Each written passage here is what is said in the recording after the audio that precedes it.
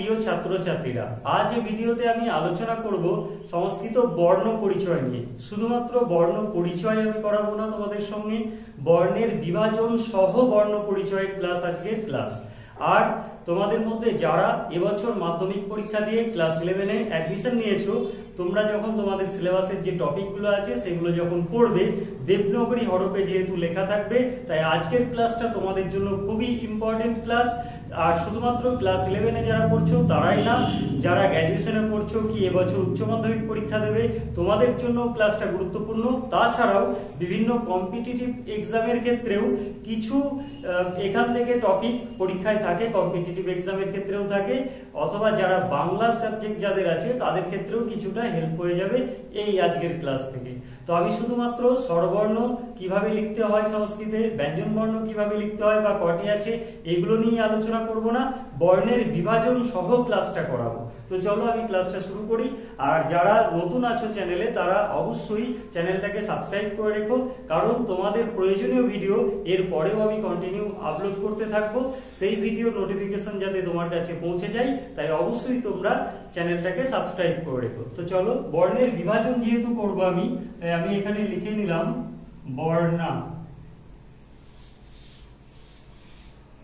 বর্ণা, তো বর্ণের, সংস্কৃত বর্ণের আমরা জানি দুটো ভাগ, একটা হচ্ছে স্বরবর্ণ, স্বরবর্ণা, আর একটা ব্যঞ্জন বর্ণ,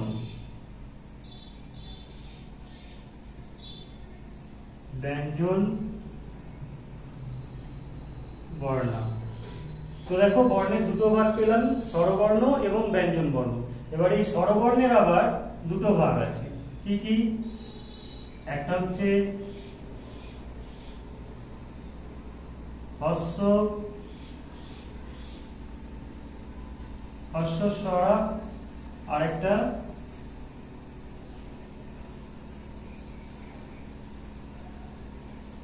দীর্ঘ স্বরা। অর্থাৎ সংস্কৃত বর্ণের দুটো ভাগ, স্বরবর্ণ এবং ব্যঞ্জন বর্ণ। স্বরবর্ণের আবার দুটো ভাগ আমরা পাচ্ছি, একটা হস্যস্বর, একটা দীর্ঘস্বর। তো এখানে দেখো, আজকে আমি স্বরবর্ণ নিয়ে আলোচনা করব।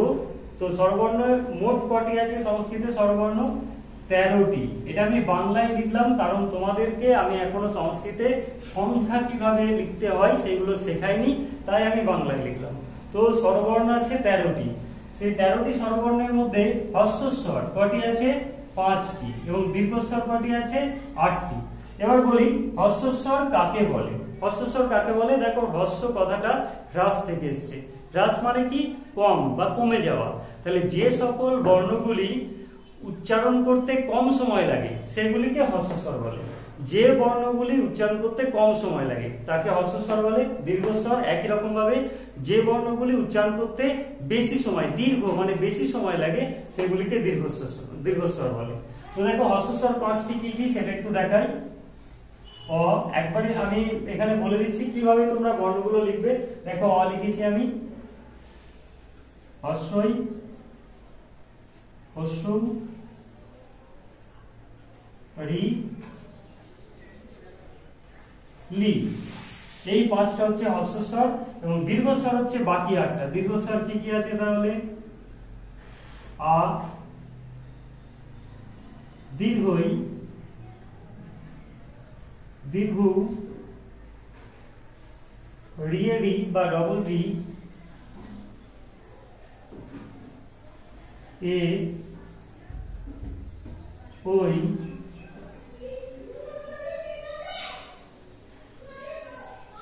ও, ও। দেখো, এখানে 1 2 3 4 5, এই 5টা হচ্ছে হস্যস্বর, এবং এখানে 1 2 3 4 5 6 7 8, এই 8টা হচ্ছে দীর্ঘস্বর। তাহলে এই টোটাল স্বরবর্ণ হচ্ছে 13টি। সংস্কৃতে স্বরবর্ণ হচ্ছে 13টি। ব্যঞ্জন বর্ণ নিয়ে আমি পরের ক্লাসে আলোচনা করব। এখন আপাতত এই যে বর্ণগুলো আমি লিখলাম, এই যে হস্যস্বর 13টা, সেই হস্যস্বর 13টা কিভাবে লিখবে সেটা আরেকবার আমি নিচে লিখে দেখাচ্ছি পরপর। আমি যেহেতু এখানে দুটো ভাগ করে দেখিয়েছি, এবার আমি একটু ব্যাখ্যা করে বলছি তোমাদের কিভাবে লিখবে। দেখো, অ যখন লিখছো, আমি এখান থেকে একটা আগে দাগ টেনে দিই। যখন অ লিখছো, প্রথমে কিন্তু উপরে দাগ টানবে না, প্রথমে দাগ টানবে না, এরকম দাগ টেনে এখান থেকে অ কিন্তু লিখবে না, এই অটা লিখবে। বোঝা গেল? এবার তোমরা দেখবে যখন ক্লাস 7 এ পড়েছিলে, তখন 7 8 এ পড়ার সময় যখন বর্ণ পরিচয় করেছিলে, তোমরা আর একটা অ পেয়েছিলে, ঠিক এরকম। তো এখন তোমরা তোমাদের বইয়ে সব সময় এই অটাই পাবে, তাই এটাকেই তোমরা ব্যবহার করবে।